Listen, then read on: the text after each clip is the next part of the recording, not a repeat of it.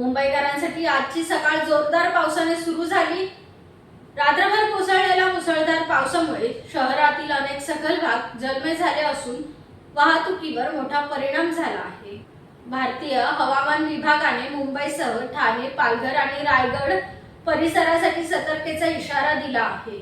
आज पहाटेपासून सुरू असलेल्या मुसळधार पावसामुळे अंधेरी, दादर, इंदमाता, परळ, वरळी, किंग सर्कल आणि इतर अनेक भागात पाणी साचल्याचे चित्र पाहायला मिळाले।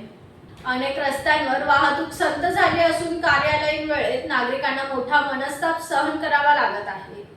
मुंबईत गेल्या 24 तासांत शहर, पूर्व उपनगर आणि पश्चिम उपनगरात लक्षणीय पावसाची नोंद झाली आहे। त्यामुळे काही ठिकाणी झाडे कोसळण्याच्या घटना घडल्या असून प्रशासन सतर्क झाले आहे। भारतीय हवामान विभागाने पुढील काही तासांतही मुसळधार ते अतिमुसळधार पावसाचा अंदाज व्यक्त केला आहे। समुद्रात भरतीची वेळ आणि जोरदार पाऊस एकाच वेळी येण्याची शक्यता असल्याने सखल भागात पाणी साचू शकते असाही इशारा देण्यात आला आहे।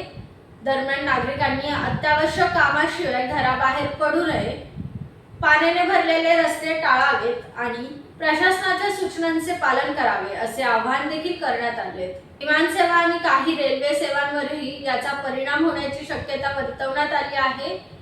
मुंबईत मान्सून आता पूर्ण ताकदीने सक्रिय झाला असून पुढील काही दिवस मुसळधार पावसाची शक्यता कायम आहे।